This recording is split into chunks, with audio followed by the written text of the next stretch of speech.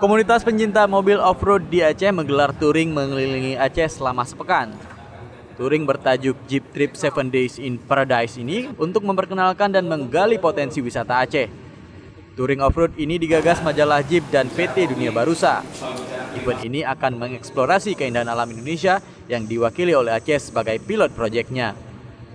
Jalur yang akan dilewati para off-roader ini yakni kawasan pantai barat selatan Aceh menuju daerah tengah dan kembali melewati kawasan timur Aceh. Mereka akan mengabadikan setiap tempat yang memiliki potensi wisata di Aceh, dari pantai, pegunungan, hingga danau.